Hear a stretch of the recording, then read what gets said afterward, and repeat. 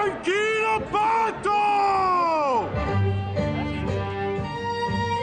Le premier pays où j'ai vécu est le ventre de ma mère. Ce territoire originel incarne un espace aux contours incertains, idéalisés, qui paraît se trouver sur la même ligne d'horizon que les lieux où vivre dans le futur, une ligne flottante et mystérieuse. Lorsque je me trouve quelque part, je ressens le besoin d'épuiser tous les sentiments possibles quant à cet espace-temps, de m'attacher à lui, de me défaire du prêt à penser, de m'engouffrer entre les lignes de ma propre histoire. Être libre dans les médias, autorisé à me retirer, aspirer à un refuge.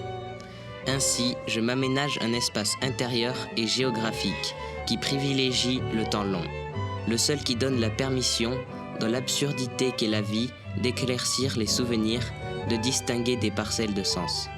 Tisser dans l'intime les fils de ma propre existence, ceux qui lient nos ailleurs présents à ceux qui n'existent pas, plus ou pas encore.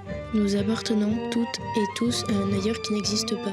Certains lieux se vivent en secret, le plus souvent captifs de notre sensibilité silencieuse.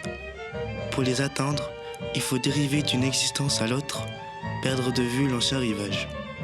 C'est ainsi que les territoires changés ou qui ont disparu subsistent en nous. Chacune et chacun de nous possède ces lieux, comme des pliures sur les bords de la mémoire, agissant comme des forces souterraines.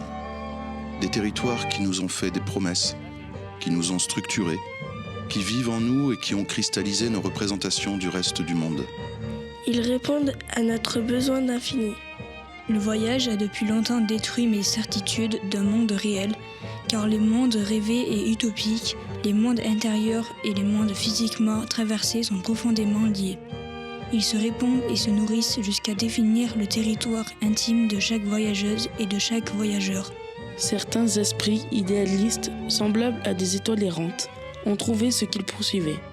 D'autres ne cherchaient rien et ont trouvé l'essentiel, cheminant dans l'éternité. Ils nous ont montré comment déchiffrer la carte au moyen de l'imaginaire. Si on regarde l'histoire, la seule réalité qu'on ne puisse discuter est que le monde d'aujourd'hui doit tout au rêve d'hier. Il y a le besoin de se confronter à un ailleurs inconnu, qui n'existe pas encore dans notre horizon. C'est le désir premier, celui qui préside à tout rêve de voyage et d'aventure, le désir d'inclure.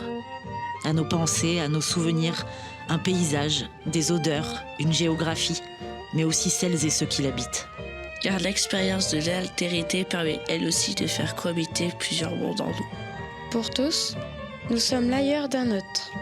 L'idée qu'on se fait d'une destination se modifie en cours de route. Elle est tout entière liée à l'imprévisible. Tout ailleurs incarne un mélange entre nos sensations et nos tentatives de compréhension.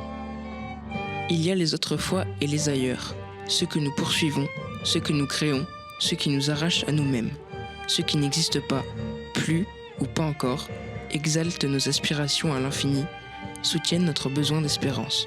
Il y a ce qui nous devance, ce qu'on ne peut contrôler, la précarité du destin, les précipices avec lesquels il faut composer, et il y a l'infinité qu'on construit.